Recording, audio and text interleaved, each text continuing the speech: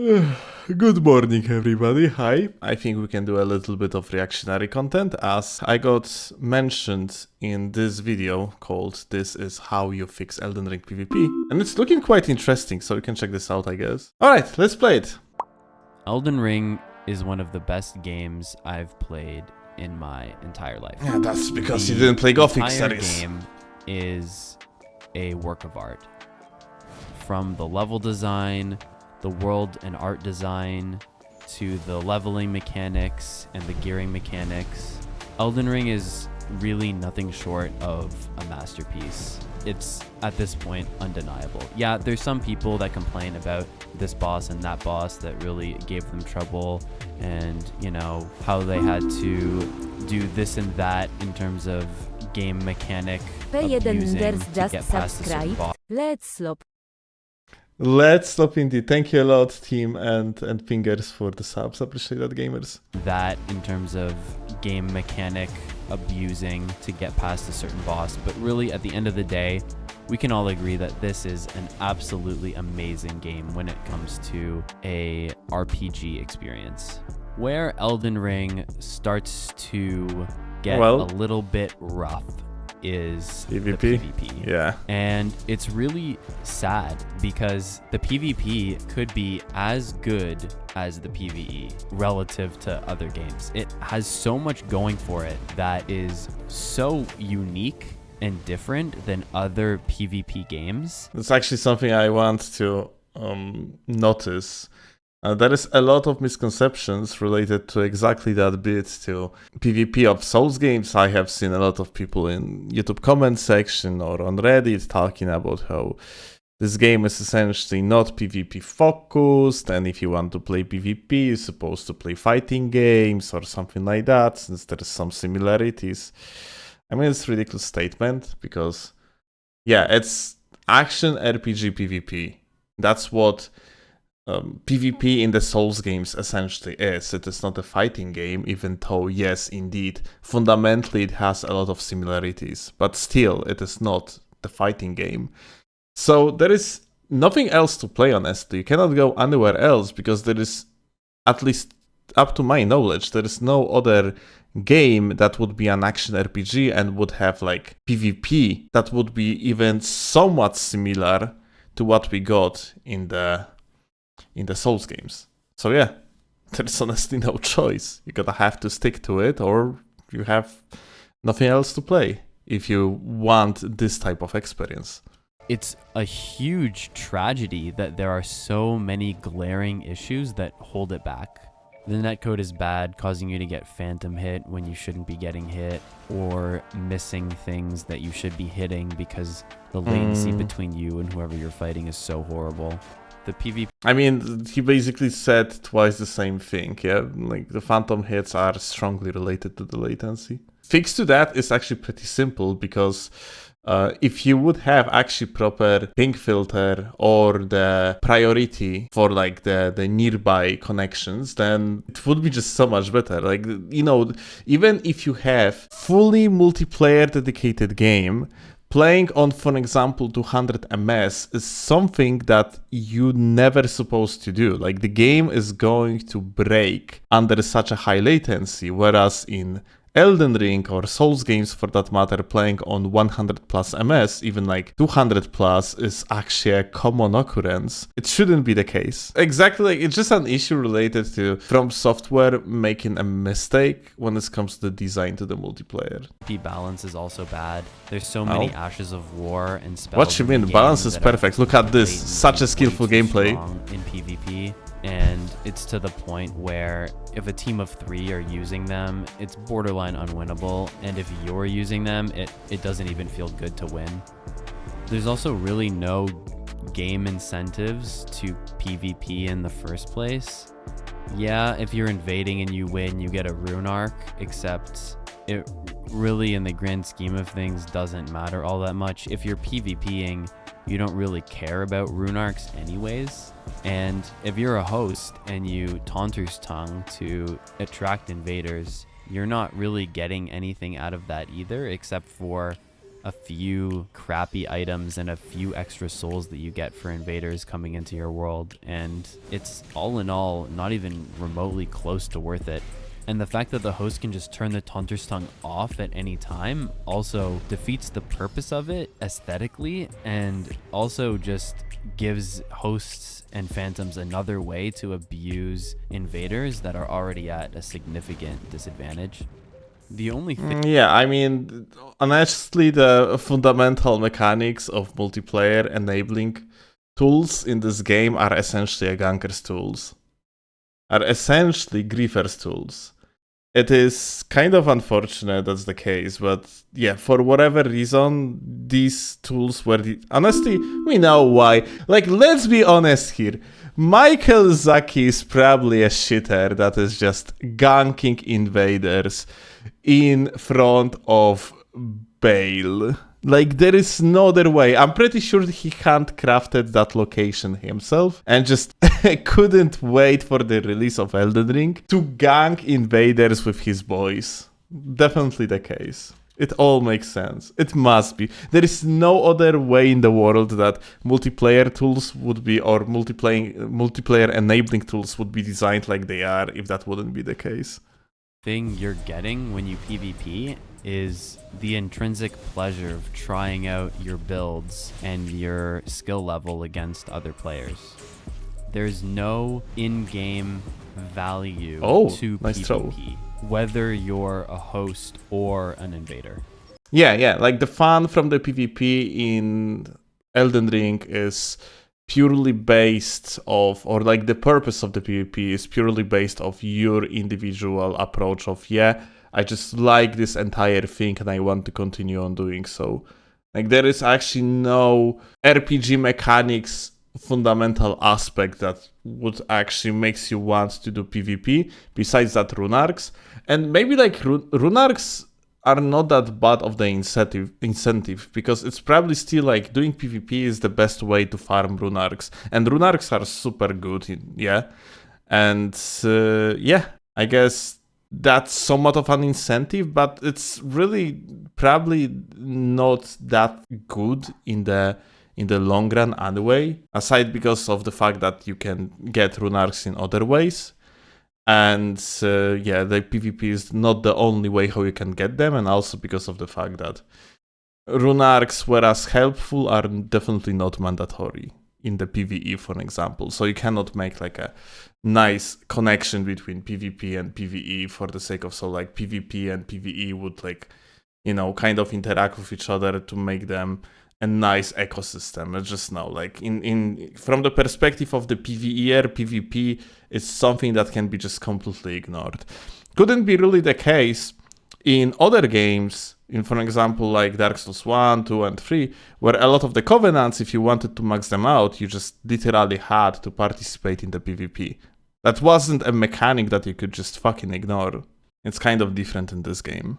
Yes, seamless co-op adding invasions does solve a bunch of these problems.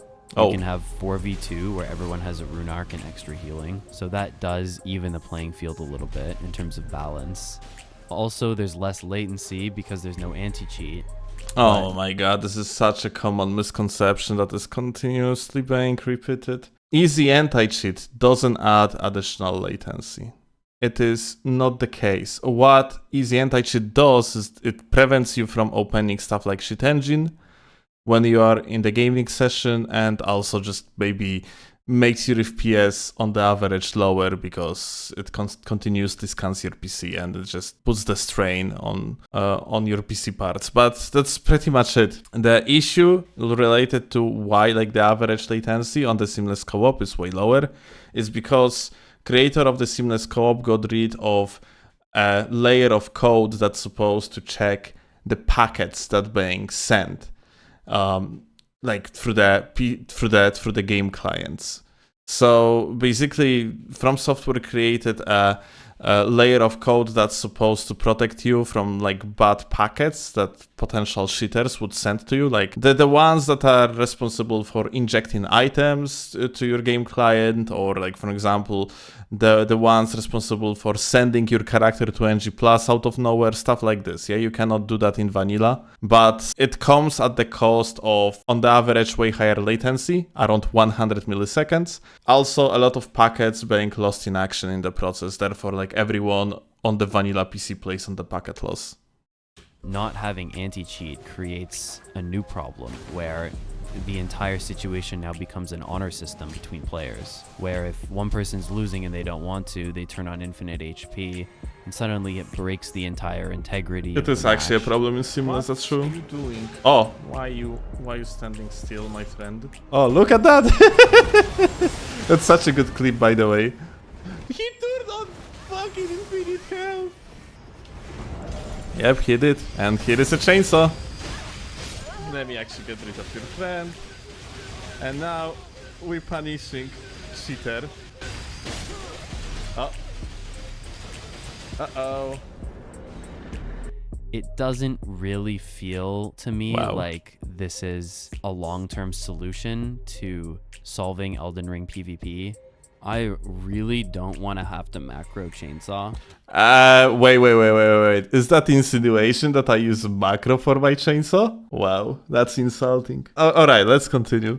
But it is a decent start to improving PvP, although there's something else that I think could be done that would have an It's okay, so here is the thing. I use the chainsaw because it's funny meme, and that's pretty much it. But chainsaw must be removed from the game, along like many other stuff. You know, like there is actually so many things that's broken. Like if you're going to remove chainsaw, like for example in my case, if they are going to remove chainsaw and I'm gonna want to meme on shitters that cheat in the game or try to grief me, then I'm for example gonna be using the Leda sword with move swapped Death Blight on it. And it's basically going to be probably like in many situations even stronger than chainsaw, but it's just gonna be yet another meme. The point is that, like, you know, Souls games fundamentally are so incredibly broken, and people have so many different ways to grief you.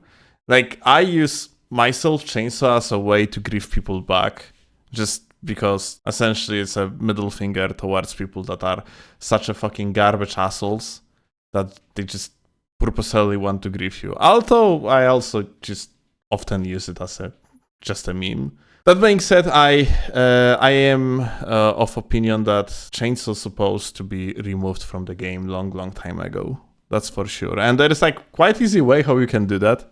Technically, at least. Modders actually doing it left and right by just replacing the default Ash of War for the unique weapons, because that's entire thing about chainsaw. The way how it works is you basically like by swapping the weapon, by doing like move swap, you ending up like defaulting the Ash of War, and that's why the Serpent Hunter ends up having the Giza Wheel Ash of War, because that's the default one. If it would be swapped with something else, then chainsaw wouldn't be possible anymore. So yeah, like it's From Software technically has easy way of fixing it. I don't know if there is like maybe like some bad implication that can happen if they would fix chainsaw in such way. It's hard to tell, I don't know. But yeah, that's how we can potentially fix the chainsaw. even more massive positive impact, and that would be to add a Rune Arc vendor. I understand this might be a controversial take, but to be honest, the more controversial it is, the better, since this channel started yesterday. Depending on what you added to that Rune Arc vendor, you could massively motivate every single different kind of player to start participating in PvP, with only minimal tweaks to the base game mechanics that we already have. Like, we had this podcast with Chase, with G. Actually, no, like Chase wasn't in that episode. With Lost, with Prod, with Amir, plenty of people. And we were talking about exactly that. It's like Rune Arc shop would be absolutely fantastic, yeah. I don't know why it is not the case, honestly. If in that vendor you added something as simple as dye, to allow you to add new variations on gear by changing its color. So like dying mechanic would be pretty cool. We had example of it in Lords of the Fallen. That being said, it's like completely new system that would need to be like created from the ground up. So it's definitely not happening with Elden Ring. Maybe in another game. But yeah, Rune Arc shop is not a case of it. So like it's actually Rune Arc shop could potentially happen, and they could do something like that even like in current version of Elden Ring. I mean, in within the remaining lifespan of Elden Ring. But yeah, like dying is definitely like something that just won't happen. And I'm not even saying crazy colors like World of Warcraft colors. I'm talking about like modest tone differences, like Idea is tinted good red, tinted navy, tinted gray, like tinted tints white, in Lords of the making Fallen are small fantastic. differences to gear with color schemes that already exist in the game, allowing you to increase the customization of your character. That would bring in such a massive influx of players.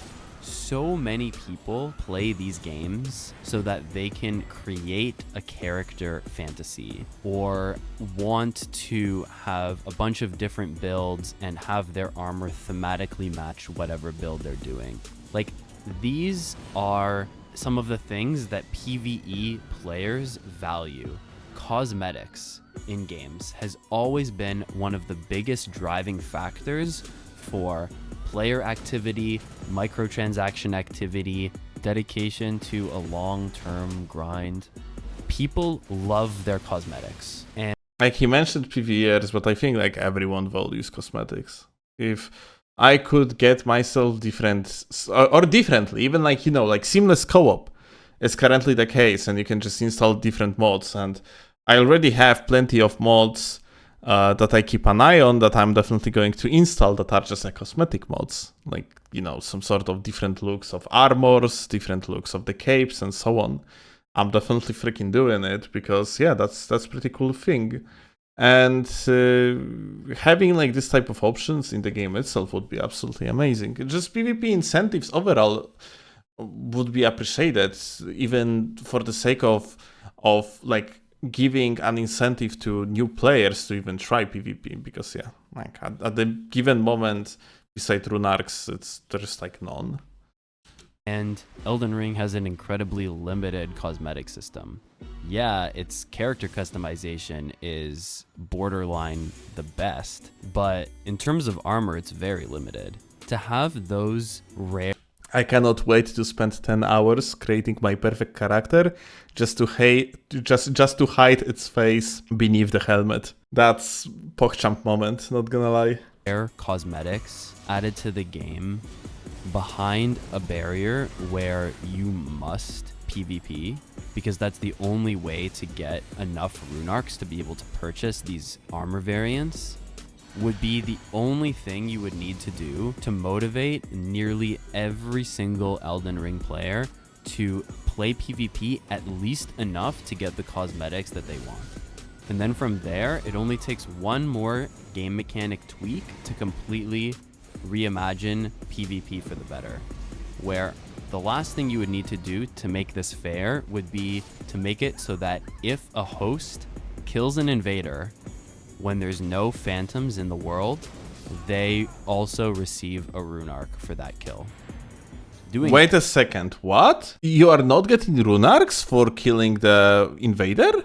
Holy shit, that's stupid as fuck! Oh, it's way worse than I thought, I didn't even realize. So like there is practically really no incentive to be the host in this freaking game from the perspective of someone that's just going through it and doesn't like use cheat engine. Like they are not in the post game.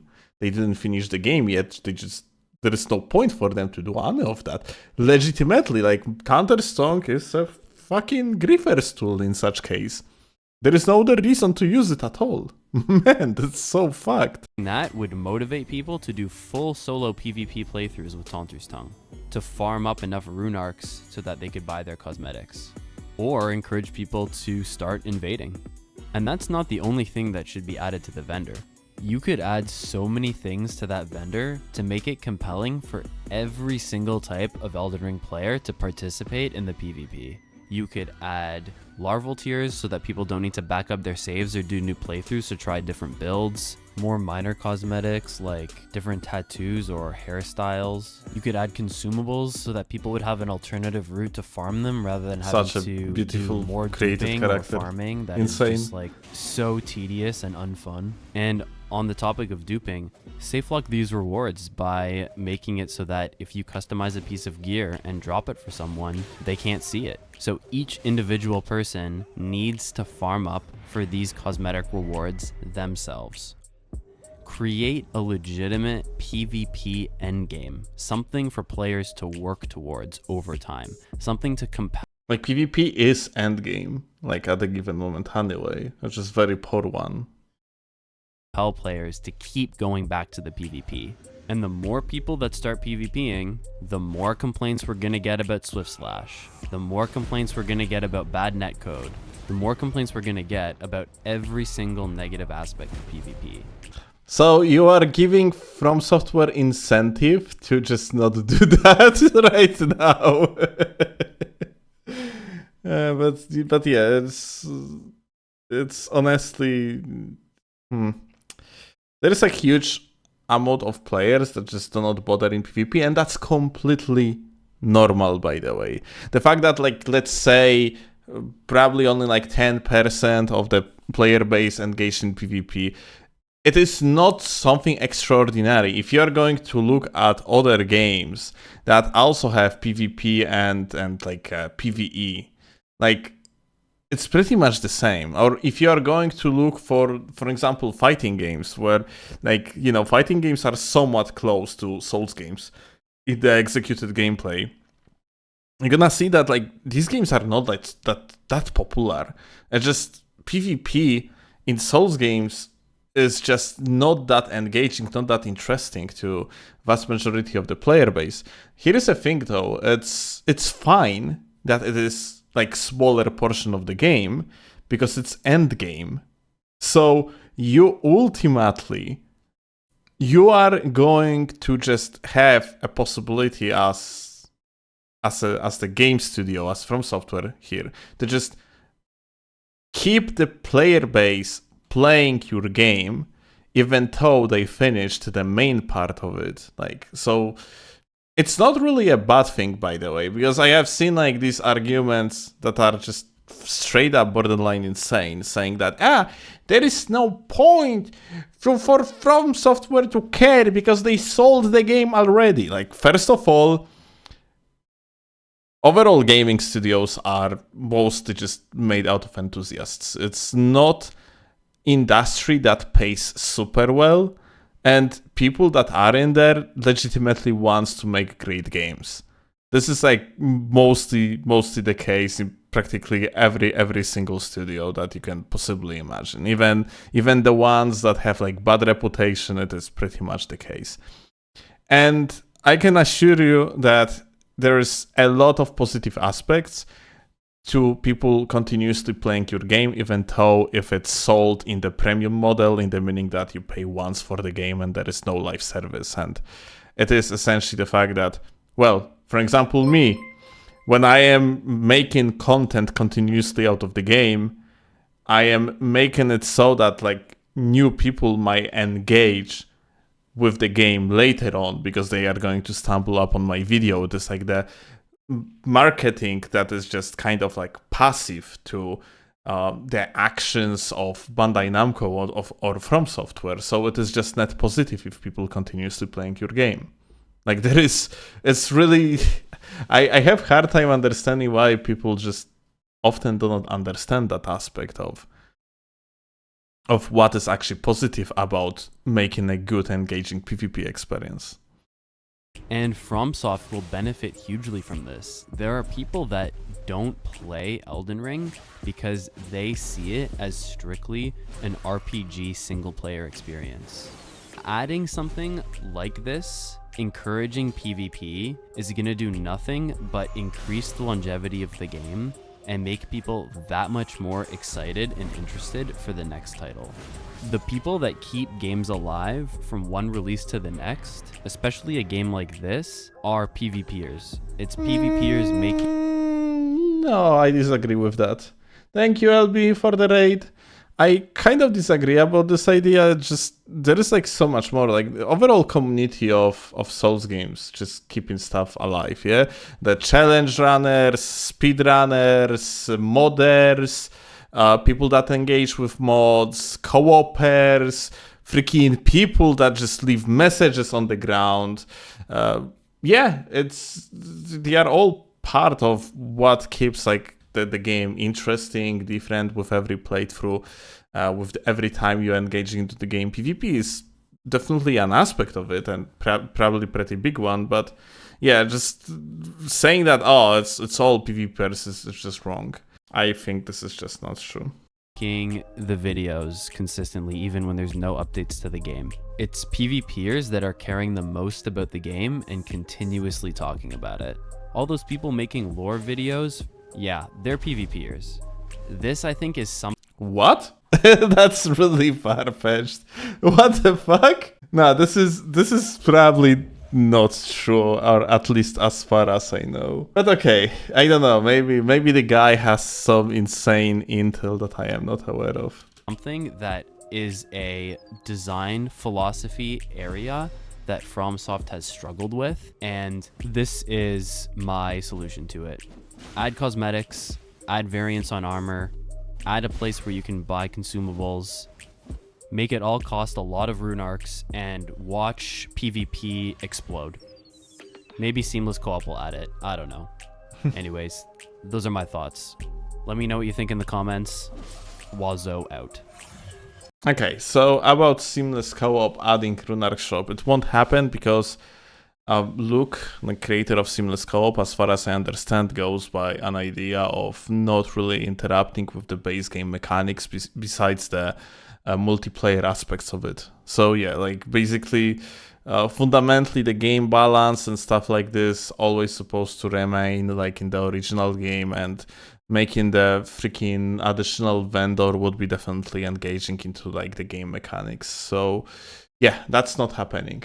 That being said, like seamless co-op fixes very borderline issues with the multiplayer of Elden Ring by just increasing the player limit to 6, because having possibility to split attention of players in the session between two invaders is actually already huge. But yeah, I mean, like overall good video. There's plenty of weird takes in there, like that thing about the PvP pairs being so omega important. I think like that's very important aspect of the end game. But saying like that people that do all the lore content are PvPers is just very far-fetched.